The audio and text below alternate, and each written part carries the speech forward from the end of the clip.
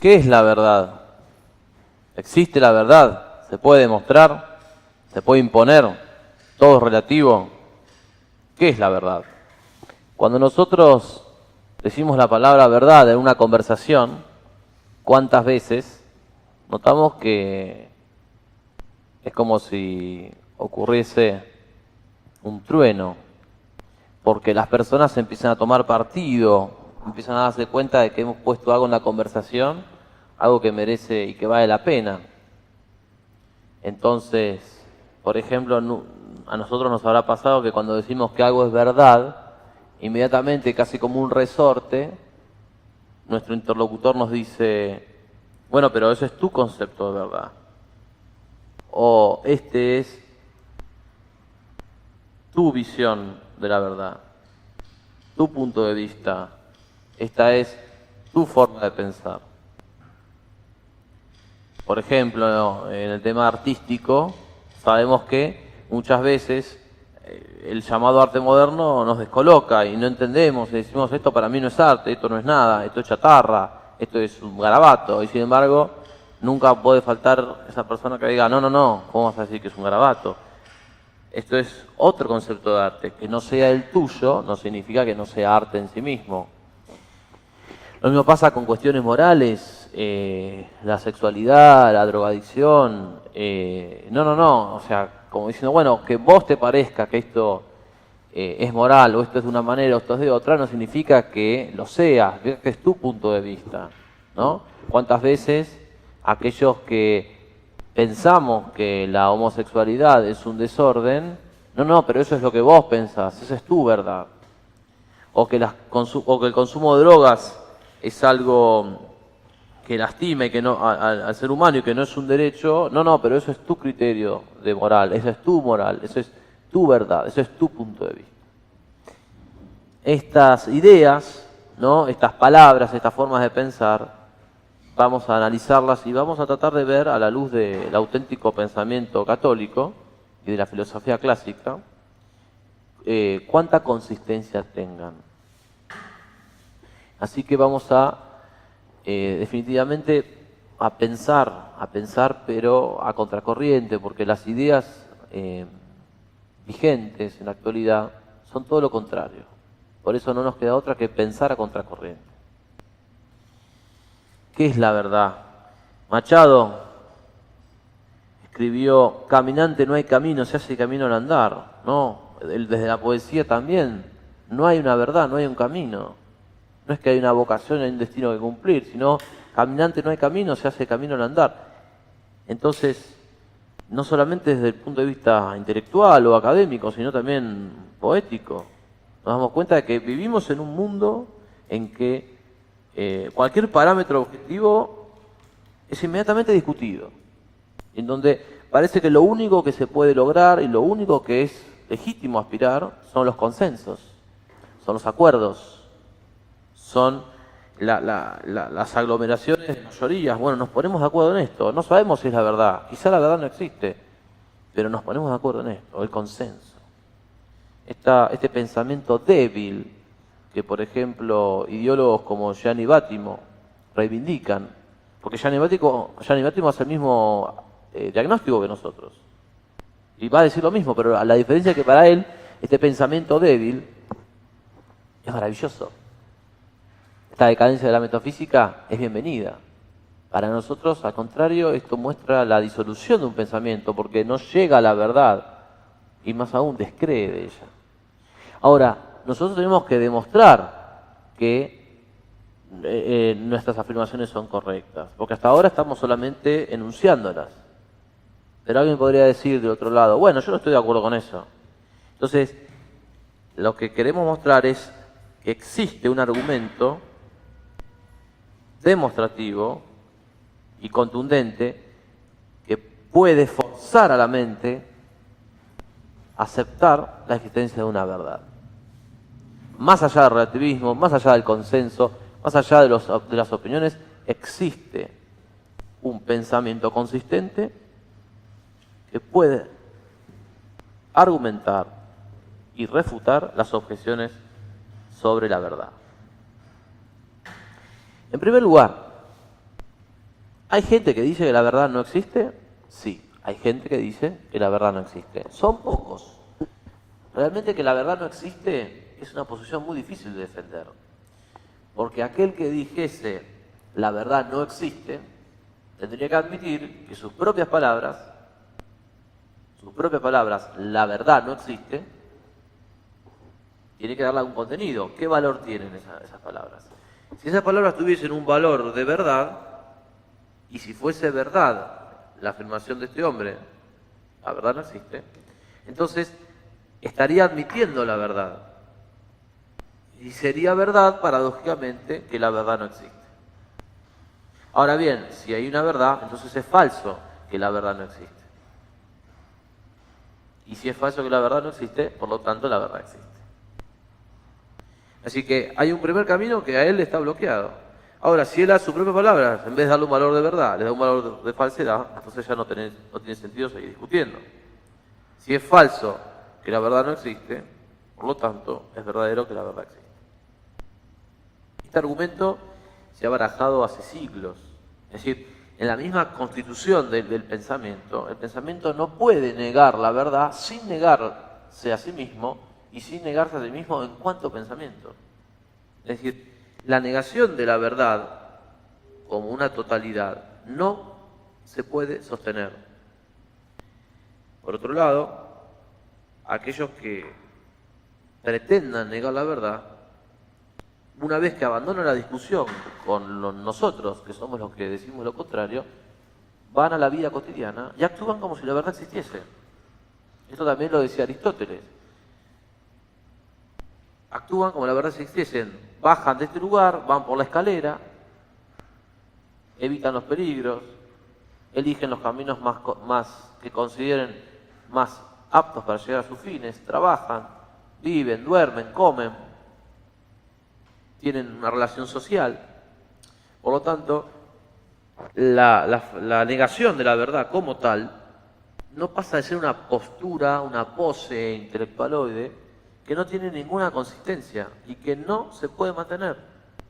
Porque, repetimos, si es verdad que la verdad no existe, hay una verdad. Y si hay una verdad, entonces es falso que la verdad no existe. Este es el primer relativismo, el relativismo, digamos, absoluto. El relativismo absoluto no se puede sostener. Pero es cierto también que hoy pocos lo sostienen. Más común es el relativismo con una pequeña atenuación. O sea, el relativismo no dice la verdad no existe, sino la verdad existe, pero no se puede conocer.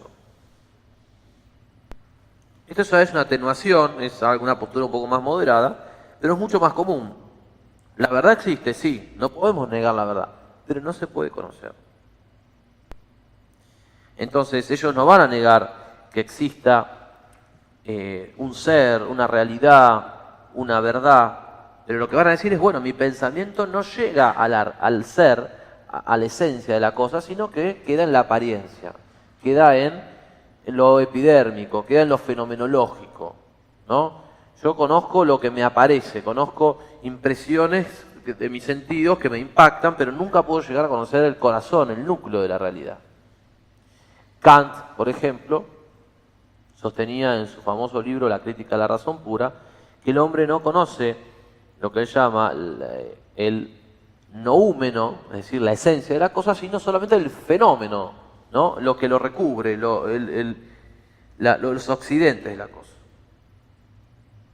Y que con esos accidentes nosotros hacemos convenciones, diseñamos o creamos un lenguaje, pero nunca tenemos la certeza de que ese fenómeno coincida con la esencia que está como detrás del fenómeno y a la cual la posición kantiana, que es relativista, al fin y al cabo la considera incognoscible, incapaz de ser conocida. Esta posición es mucho más refinada que la anterior y es mucho más sostenible, pero sin embargo es falsa. El primer punto débil que tiene es el siguiente. Quien distingue dos, es evidente que conoce a ambos. Quien distingue entre dos cosas, conoce a las dos. Porque si no conocéis a las dos, no podría distinguirlas. tendría que admitir que son la misma. Nuestro relativista, moderado ciertamente, distingue entre el parecer y el ser, entre el fenómeno y el noúmeno, entre los accidentes y la esencia. Ahora bien, ¿cómo puede el relativista distinguir entre el parecer y el ser, entre el fenómeno y la esencia, entre los accidentes y la realidad como tal, si no conoce a la esencia, si no conoce la realidad, si no conoce a la sustancia misma? ¿Cómo puede separar entre dos cosas? ¿Cómo puede saber que eso que conoce son accidentes y no son la esencia, el corazón de la realidad? ¿Cómo lo puede saber? No puede. Porque si efectivamente él no conociese la esencia, el noúmeno, el corazón de la cosa, no podría distinguirla de los accidentes, de lo secundario, de lo fenoménico. Entonces, si es verdad que distingue dos, conoce a ambos, en este caso, él, distinguiendo a los dos, por lo menos conoce al accidente como accidente y sabe que no es la esencia. Entonces, sabe cuál es la esencia. No podría distinguir el accidente de la esencia si no conociese la esencia. Por lo tanto, el que dice que conoce lo que no es verdad, no puede decir que no conoce la verdad, porque si no, nunca podría separar a una cosa de la otra. En tercer lugar, otra posición muy parecida a esta es la que sostiene que la verdad es mera aproximación. Conocemos la verdad de la aproximación, nunca la verdad en sí, solamente nos aproximamos a ella, nos acercamos. No conocemos las cosas como son, sino que solamente conocemos semejanzas de las cosas en su realidad. Conocemos cosas que se parecen a lo que las cosas son, pero nunca las cosas en sí mismas. Nos aproximamos. Este argumento es un poco más refinado que el segundo, es el tercer argumento, y sin embargo fue refutado hace siglos por San Agustín. Los académicos, una secta que vivía en los tiempos de San Agustín, sostenían exactamente esto, que el hombre se aproxima a la verdad, pero nunca llega. San Agustín respondía lo que vamos a responder nosotros. Para conocer que me estoy aproximando a la verdad, tengo que conocer el punto al cual me estoy aproximando. Porque si no, mi movimiento no podría llamarse aproximación. Cuando yo estoy en un barco y estoy llegando a un puerto, puedo decir a toda la tripulación: hola, estamos llegando al puerto. ¿Pero por qué lo puedo decir? Porque sé dónde está el puerto. Si yo no sé dónde está el puerto, no puedo dar la noticia de que me estoy aproximando a él. Porque el mismo concepto de aproximación supone que me estoy acercando a un punto que conozco. Si yo no lo conozco, no puedo decir que me estoy aproximando a él. Lo mismo pasa con el concepto de semejanza.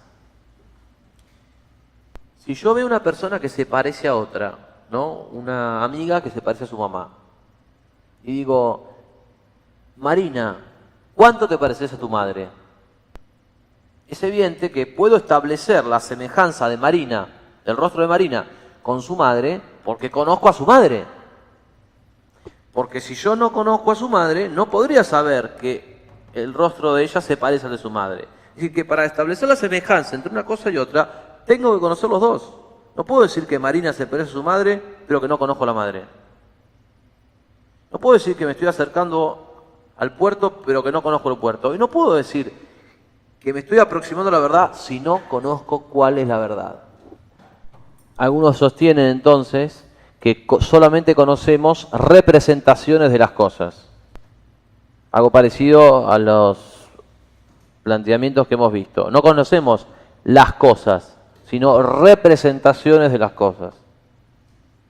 Ahora bien, también a esta postura relativista en materia del conocimiento caben unas respuestas. Hay un autor fallecido hace muy poco, argentino, un gran filósofo y maestro de la Universidad Católica, llamado Juan Alfredo Casaubon, que en su libro Palabras, Ideas, Cosas, dice lo siguiente, frente a este planteo. Dice: algunos hablan de que conocemos solo representaciones de las cosas, pero nunca las cosas. Y dice Casaubon, ¿por qué diríamos representación de un hombre si el hombre nunca nos fuera presente? Si solo nos fueran presentes representaciones. ¿Por qué no podríamos hablar con sentido de representación sin incluir aquello de lo cual es representación? Mientras que podemos perfectamente hablar de hombre, casa, piedra, sin definirlos por relación a ninguna representación. Es decir, ¿por qué podemos hablar de los entes sin definirlos por relación a sus representaciones? ¿Por qué si no fuese, dice Casaubon, por el hecho de que el ente, la realidad es lo primeramente conocido y la representación es meramente algo relativo al ente? Porque si no, y concluye Casaubon, habría que decir que es la representación de la representación de la representación y hacia el infinito. ¿Se entiende? ¿Esto qué quiere decir? Que si yo distingo entre, de nuevo, es el mismo argumento, entre representación y lo representado, la realidad, yo no puedo decir que conozco la representación, pero no la realidad. Porque todo el ser de la representación le viene de la realidad. Y conozco que la representación no es la cosa, sino una imagen de ella, porque puedo distinguir esa imagen de la cosa. Y si puedo distinguir la imagen de la cosa, es que conozco la cosa en sí. Muchos escépticos no se rinden. Parece ser que el escepticismo es algo más de la voluntad que la inteligencia. Es más un deseo de que no haya verdad, o de escapar o de eludir a las exigencias morales y vitales que esa verdad, a la que esa verdad nos llama, nos convoca. ¿Qué pasa con el que duda de todo? Muchas veces como una pose intelectual, dudan, se gozan en esa duda. No sé si existe la verdad, no sé si Dios existe, no sé. Entonces dice San Agustín, si dudan, aunque pretendan dudar de todo, hay algunas cosas de las que no pueden dudar. Por ejemplo, si dudan, viven. Si dudan, recuerdan por qué dudan. Si dudan, entienden que dudan. Si dudan, quieren estar en lo cierto. Si dudan, piensan. Si dudan, saben que no saben. Si dudan, juzgan que no hay que afirmar temerariamente. Y concluye San Agustín. De todo esto no pueden dudar ni siquiera los que de todo lo demás dudan. Pues, si todo esto no fuese, ni siquiera dudar podrían. Esto quiere decir que la misma duda como tal, como operación, como acción psicológica de la persona, la misma duda se apoya en certeza. Porque el que duda es el que evidentemente está a la mitad entre dos juicios contradictorios. El que duda, por ejemplo, si Dios existe o no, está a la mitad entre dos juicios contradictorios. O Dios existe o Dios no existe. Pero duda justamente porque no puede admitir que sean simultáneamente verdaderos. Por lo tanto, sabe que no pueden ser simultáneamente verdaderos. Por lo tanto, no duda de todo. Ningún escéptico jamás ha dudado de todo. Es imposible. Es intelectual y psicológicamente imposible. Por eso que estos planteos relativistas, pensamiento débil, pensamiento líquido, bátimo, agnosticismo, cuando son llevados al extremo, demuestran su inconsistencia, demuestran su vacuidad, porque no se pueden sostener. Entonces el asunto no es si existe la verdad, el asunto es cuál es la verdad, que es otra cosa. Ya admitida la verdad, la pregunta del hombre, por supuesto, es ¿cuál es la verdad? Por eso, es cierto que las cosas hay relatividad, las cosas son relativas a nosotros, pero en el sentido no relativista de que son como nos parecen, sino en el sentido en que las cosas se pueden referir intelectualmente a nosotros. En ese sentido hay relatividad, pero no hay que confundir relatividad con relativismo. En el fondo, el relativismo no es otra cosa que la indiferencia ante la verdad y el bien, ante la belleza, y en el orden social no lleva otra cosa que a la igualación de lo bueno con lo malo, de lo honesto con lo deshonesto, de la verdad con el error, de lo bello, del arte con lo feo. Nosotros que somos católicos sabemos que el relativismo lleva a la abdicación de la verdad y a su sustitución por la primacía del número. Por eso es que en las mayorías parlamentarias, en el Congreso, en el Senado, no se discuten las cosas por si son o no son verdad, sino que la cuestión es cuánta mayoría hay. Si la mayoría decide que, por ejemplo, el aborto sea ley, el aborto será ley. No, pero no es verdad. Pero no importa la verdad. Importa la mayoría. Entonces nosotros no podemos creer que un sistema, un modo de organizar la sociedad, cuyo principio fundamental sea la negación de la verdad objetiva, sea sano. Algo está pasando. Algo está pasando. Entonces verán las consecuencias. El relativismo no es solamente un planteo filosófico, no es solamente un planteo intelectual que está en las cátedras, que puede hacer daño, pero no, también se puede llevar a la práctica, se puede llevar a lo social, y se ha llevado a lo social. Pensemos, si no, en los países del mundo que han legalizado el aborto. Lo legalizaron por mayoría. No porque alguien dijese que esto era la verdad, sino por la mayoría. A veces los relativistas insisten y dicen, bueno, pero ¿qué pasaría si todo esto fuese un sueño? ¿Qué pasaría si yo me estuviese engañando a mí mismo? San Agustín responde, si yo me engaño, soy. Porque el que realmente no es, tampoco puede engañarse. Y por consiguiente, soy si me engaño. Y continúa San Agustín, ¿cómo me engaño que soy? ¿Cómo me engaño que soy, siendo cierto que soy si me engaño? Y concluye de manera magnífica.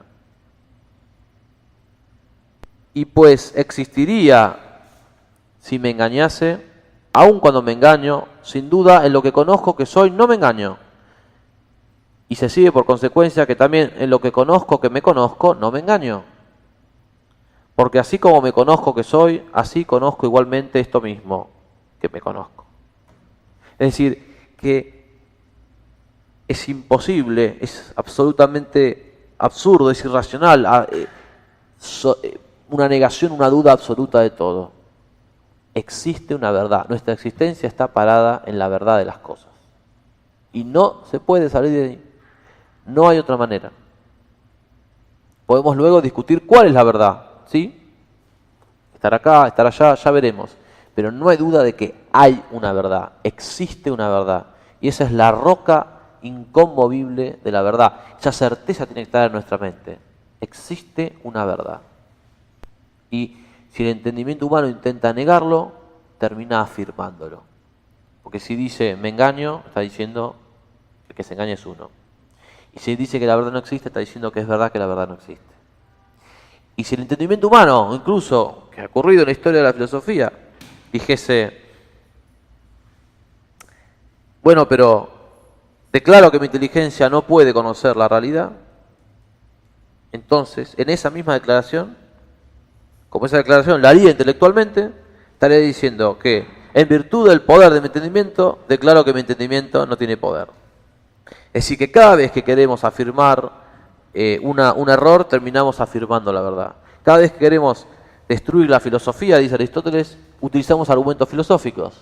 Y por lo tanto, para destruir la filosofía, hacemos filosofía.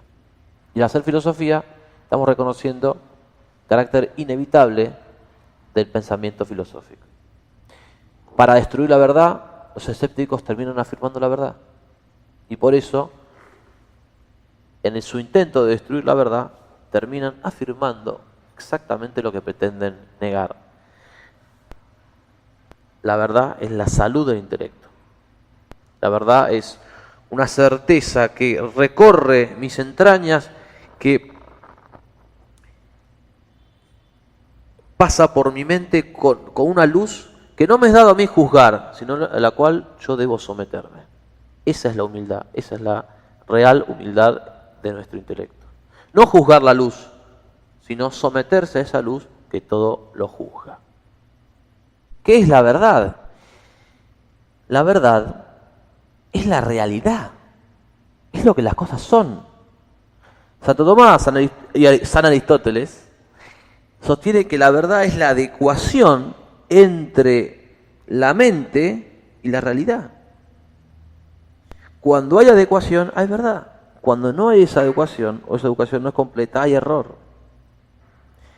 Y si esa inadecuación, ese error es voluntario y yo ya sé que eso es un error, entonces no solamente hay inadecuación, hay mentira. Porque yo ya no estoy diciendo solamente lo contrario de lo que es, sino que estoy diciendo lo contrario de lo que pienso.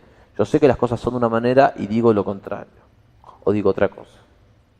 Entonces la verdad es la adecuación entre la inteligencia humana y la cosa misma. San Agustín dice que la verdad es como un pan del que todos siempre pueden comer, porque la verdad es algo a lo que no podemos dejar de devolver para saciar el hambre de nuestra inteligencia, el apetito de nuestra mente, y a su vez es algo de lo que siempre podemos comer más, porque cuando estamos en la verdad no estamos buceando sino en la mente divina, y como esa mente divina es infinita, lo que podemos conocer de la verdad nunca acaba. Por eso es que siempre se puede progresar en el conocimiento de la verdad. La verdad se puede demostrar, se puede imponer. Si se entiende imponer como imponer por la fuerza, imponer despóticamente, evidentemente no. Evidentemente no, porque al ser la inteligencia una facultad que actúa persuadida por razones, más que imponer, nosotros deberíamos demostrar. Eso sí se puede hacer. Tenemos que demostrar, tenemos que exhibir las razones, presentar nuestros argumentos y tratar de que la inteligencia de los demás se vea fortificada en las certezas sobre la verdad de las cosas. Por lo tanto, ¿a qué conclusión llegamos? Si en un sentido se puede decir que la verdad se impone sola, sí, en el sentido de que la luz de la verdad hace que uno no pueda negar, por lo menos de buen corazón, no puede negar la fuerza de estas razones. No son mías, sino son, y tampoco son ni siquiera de Sócrates, de Aristóteles, de Platón, de Santo Tomás, de San Agustín, son fruto de la misma realidad. La realidad misma tiene esa luz y brota de ahí esa luz. Hay una ocasión en un diálogo platónico en donde uno de los personajes le dice a Sócrates una cosa importantísima, le dice: Sócrates, reconozco que no puedo discutir contigo, no sigamos más y que las cosas queden como están. Entonces Sócrates le responde: no, amiguito, no es contra mí, es contra la verdad, contra la que no puedes luchar, porque contra mí no es difícil, créeme. Entonces, el carácter absoluto, el carácter indestructible de la verdad no le viene de los hombres, no le viene de los hombres que la están pensando, porque los hombres somos mortales, somos cambiantes, somos pecadores, diremos a la luz de la fe, sino que le viene de la misma fuerza, del mismo vigor, de la misma realidad, cuyo origen está en Dios. De ahí viene el carácter invencible e indestructible de la verdad. Y se da esta paradoja con la que queremos terminar, que la verdad inmortal, eterna, habita en la mente del hombre, que es mortal y que no es eterno. Por eso es que a veces mucha gente duda de si la verdad exista de manera absoluta, Porque dice, ¿cómo va a existir la verdad absoluta si el hombre es mortal, si el hombre es perecedero, si el hombre es cambiante, es inestable, es voluble? Y bien, la respuesta es que es cierto que el hombre es cambiante, inestable, pero hay una parte del hombre que su espíritu es inmortal. Y por su espíritu inmortal, él es capaz de percibir la verdad inmortal, eterna e imperecedera. Es por su espíritu que el hombre puede resolver esa paradoja de, siendo una criatura, comprender una verdad que le excede por todos lados. Siendo mortal, acceder a una luz que lo supera completamente, a una luz inmortal, una luz divina. Es por su inteligencia, no por su cuerpo, que es cierto está destinado a deshacerse, sino que es por su entendimiento, que es, como dice Santo Tomás, es aquello que Dios más ama en el hombre. Aquello que Dios más ama en el hombre. Y San Agustín dice, ama a la inteligencia y ámala mucho. ¿Por qué? Porque la inteligencia es la potencia del hombre por la cual somos imagen de Dios. Muchas gracias.